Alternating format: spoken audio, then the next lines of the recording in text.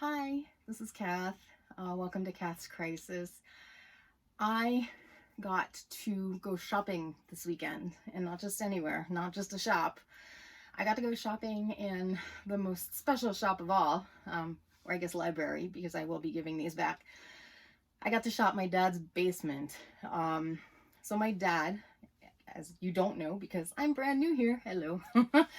My dad is an incredibly avid reader, and he has been for as long as I've been alive, and probably since before then, although I think it's just been growing. He's become quite a collector in the past few years. So he has a bunch of books that, he's gotten signed by his favorite authors. He collects, special editions or first editions of books and has those signed. He sometimes gets a little bit of an attitude when he goes to these signings, because he'll show up with like a really big pile of books. And I guess people sort of look at him like, who is this guy? He's in it for the money, right? Because he's got a giant pile of books. And he kind of looks like he's going to turn around and sell them on eBay. But what they don't know, and what I think makes my dad really special, is that he is 100% passionate about these books. He's read them all. If he shows up to a signing and he has your pile of books, he's read all of, not only has he read all of those books, but he is passionate enough about you and your work to go to your signing. If he reads an author and he does not like this author, he's not going to go get it signed. He's not going to buy a first edition. So there's something in here that is kind of part of this story. But I'll get started more with the basement books, because so my dad wasn't always a collector. And, back when I was a kid, he was just reading for, to have read. Like, he was reading because he's consuming books as much as possible. And so his basement is like 10 full floor-to-ceiling bookshelves of just all of these books that he's read. And many of them he actually hasn't, but they're not like the collector's editions. They're not special. So, I went over there and I actually asked permission. I said, can I shop your basement? Because I tend to be kind of rough with books, and I don't really feel comfortable reading something fragile or having to make sure I don't crease it, or, so I said, can I shop your basement? And he said, yeah, absolutely. And then he said, just make sure that if a book is kind of pulled out, don't push it back in, because I've pulled out all the books that I plan on reading in the next little while. I went down there and there were like, I don't know, like 300 pulled out books. Although almost none of those were the ones that interested me. But I did grab one, which is the first one here. And I'm kind of excited about this because it's a book I've wanted to read for a while. And apparently it's also a book my dad's wanted to read for a while. And now I'm going to get to do so before him. And it's The Bell Jar. So I'm pretty excited about this.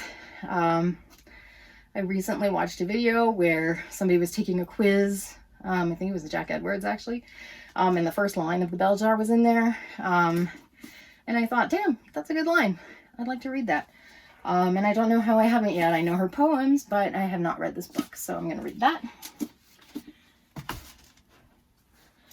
And then I was looking at his shelves, and I found out, I found a really interesting spot where the alphabet was kind of funny, because I'm a big fan of horror books and horror movies and horror TV shows. And I thought it's really kind of funny that Shirley Jackson and Henry James are so close together, because his copy of The Haunting of Hill House was right next to his copy of The Turn of the Screw. And I pointed that out to my dad, and I said, it's kind of neat because Mike Flanagan has made a TV show based on both of these shows, or both of these books. And then my dad said, oh, you should get, the book next to The Turn of the Screw, because that also has Turn of the Screw in it, along with a bunch of other Henry James stories. So this is Henry James, Stories of the Supernatural. And what my dad didn't know, because he hasn't seen The Haunting of Bly Manor, which is the Mike Flanagan show that is based on Turn of the Screw, is that it's actually not just based on Turn of the Screw. It's based on a lot of these stories. So, and the episode titles are actually names of these stories. So if you look here, a bunch of these titles are actually the titles of episodes in that show. And so I assume that the themes, maybe the characters, the settings, the atmosphere, there's going to be a lot drawn from here, and I'm very excited to get to it. So for example, The Romance of Certain Old Clothes is an episode. The Altar of the Dead is an episode. The Turn of the Screw, obviously. The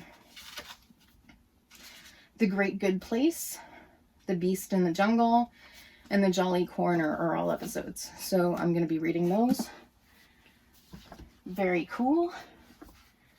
And then I was looking at his stuff, and I noticed that he had a bunch of Tana French books, and I had no idea that he read Tana French. And so I said, you've been reading Tana French? He said, yeah, she's a great suspense writer, a great mystery writer. So I said, well, I've never read her, and I'm interested in suspense and mystery, so I thought, you know what, I'll give it a shot. And I picked the one with the creepiest sounding title, The Witch Elm, so I'm going to be reading that.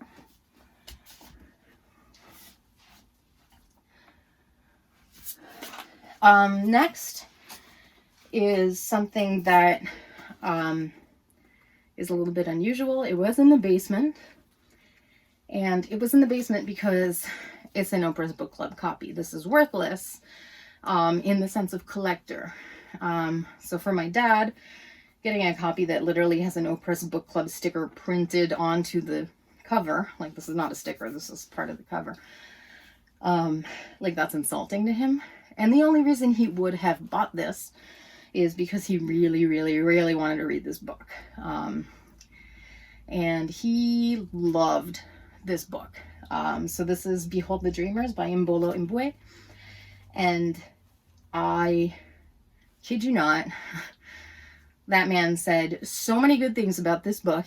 And this writer, he is obsessed. He's in love. And the fact that he bought this and then put it in his basement after reading it means that he is now going to be seeking out first editions of all of this woman's books. And he's now a fan for life. So I haven't even read her bio. I don't know if she has other books. I haven't even read really the synopsis yet. I know it's about a Cameroonian immigrant living in Harlem. It's a family. It's 2007, and this book was written in 2017.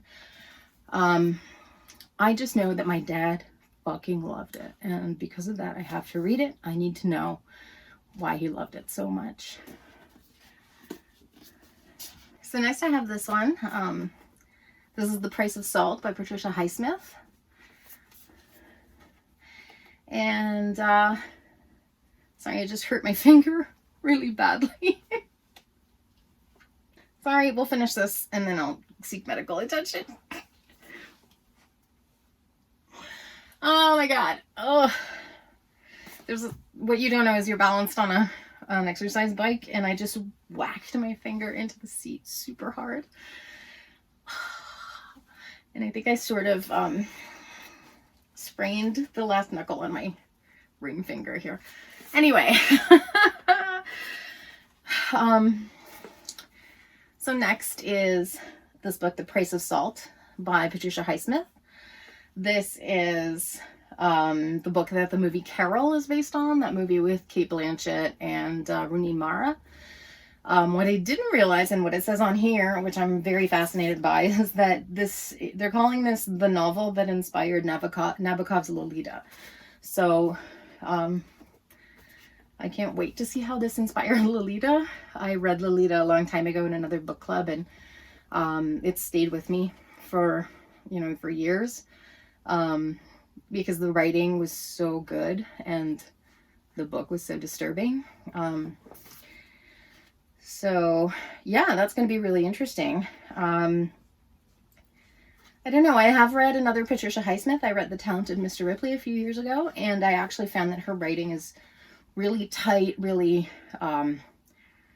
propulsive, and that, she had a really amazing way of building tension and of keeping suspense. So, I mean, I was familiar with the story of the Talented Mr. Ripley from having seen the movie, but the book really ratcheted up some tension and early on. So you spend more than half the book with the character of Tom really feeling like, you know, he's about to get caught any second. He's going to be found out for his lies, his crimes, you know, everything that he does throughout the book that's wrong. I don't want to give anything away if you don't know the story, but everything that he does throughout the book, at every turn, you know, you're really with him and you're paranoid. You're terrified that he's about to be found out. And you kind of want him to be found out, but you're still really, really tense the entire time. And so I'm really looking forward to reading this and seeing what that's about. Also, queerness, you know, in a book, always a selling point for me. Really wish that my dad would set aside books that have queer content for me. He doesn't do that. I've always been incredibly queer. They've always known that I was queer. Since I was a really little kid, I've been like textbook bisexual. But I don't know, it's not something that registers for him. As like my daughter will be interested in this. Although, you know, he's very accepting, even celebrating of differences, as I think somebody who reads a lot has to be. You know, he has a lot of empathy, just from being so interested in other perspectives, in other experiences. But, I guess it's not something that occurs to him that I may have a special interest in queer content. And so he doesn't necessarily flag books for me that have queer content. And that's something that maybe I should tell him to do, because I'd really like it. So that's a thought. Next is kind of a mystery to me, because I had been thinking about Stephen King. And I had been thinking about which of his books I had read and not read. It's been, you know, my whole life pretty much I've been reading Stephen King or putting off reading certain Stephen Kings because, you know, I want to save that for later, save that for when I'm in the mood. You know, I don't want to be done with Stephen King. So I thought I hadn't read this, and I was going to go and, you know, this is actually like why I went in the basement in the first place. I thought I can get The Dead Zone, you know, and cross that off my list. It's a story I'm really familiar with. I'm super familiar with the movie. I love the movie. And I thought, you know, I'm sure he has a copy. I'll grab it. I could read it. And, you know, I'll have something, you know, that I know I'm going to love. Because a lot of the time I'm a little hesitant to start books.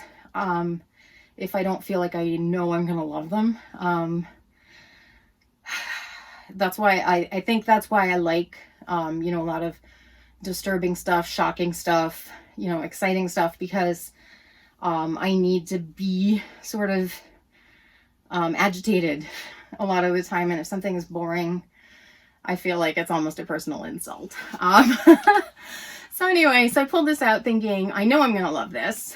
And then I looked at the back. I'm not even sure why I looked at the back. But I was really not 100% sure if I had not read it or if I just completely don't remember reading it. And on the back cover here, I don't know if you can see that, there are some page numbers written down. And I'm pretty sure that this is my handwriting. Although it's like, you know, 30-year-old handwriting at this point. So I can't be 100% sure. I know the 6 is very, very characteristic of my handwriting. I went to these pages and read a little bit of the text. Nothing looked notable or familiar. I really don't know. But if I've read this before, I've completely tuned it out. And obviously it would have been maybe when I was like 13 or something. So it's time to revisit. Time to revisit The Dead Zone. It really hurt my finger, y'all. It really hurt my finger. Oh, I don't even have any ice. My freezer's broken. Well, I have snow. I guess I can go for a walk. All right, the last one that I got, I did not get from the basement. I got it from upstairs. after I was done picking these books, I went upstairs and I was chatting with my dad, and he had this book kind of set aside, and we're kind of talking about, what interests us, the types of stories that I picked out here and the types of stories that I'm interested in. So he grabs this book, which is The Listeners by Jordan Tannahill, and he says, you have to read the synopsis. So I opened it up and I read the synopsis. And let me give you kind of a short version. So this book is about a woman named Claire who is lying next to her husband in bed one night when she starts to hear this low hum, and he can't hear it, and nobody else in her family can hear it. And it starts to cause her actual health problems, like she gets headaches and dizziness and nosebleeds. And everybody tells her that it's all in her head. And then she finds out, she's a teacher, she finds out that one of her students can also hear the hum. So they become close because they're having an experience that no one else is having. And then they start to, converge into a community. There are more people who can hear this hum. And I guess it goes to a really extreme place. And what I'm getting from that, although this may just be conjecture on my part based on the very end of the synopsis, is that I think this is going to be a little bit of a commentary on conspiracy theories, on like fringe beliefs or fringe experiences, on the kinds of people who, get radicalized almost by these alternative theories like flat earth, for example, or anti-vax. And I'm a little wary that although the plot sounds creepy and right up my alley, it's also maybe going to infuriate me. But I'm really looking forward to finding out. And the reason my dad had this there is that he says that there's a lot of buzz on this book right now, which is funny because I haven't heard anybody in my circles talking about it. But he says, it may be nominated for some awards, and he bought it, specifically because of that. And this is a first edition. Despite being a paperback, it's a first edition. So I was a little hesitant to take it off his hands because A, he hasn't read it yet, and B, I tend to not be the most gentle person, as you can probably tell. So I'm a little nervous about getting it dirty or getting it damaged, but he really wants me to read it. I guess because he knows that this is something that's really going to interest me, so I'm going to do that.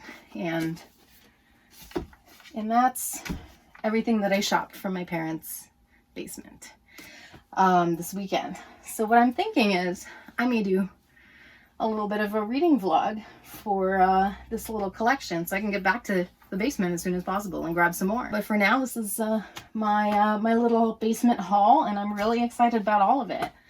Not all of it is what I would normally consider my jam, but all of it is stuff that I'm really looking forward to reading. So I will keep you up to date on which one I start with.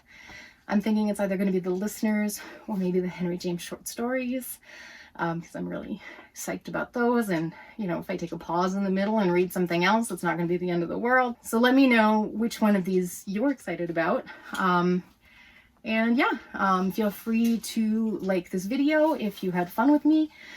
Feel free to subscribe if you'd like to see some more content from me. And have a great day. Take care. Oh, fuck me. Ow.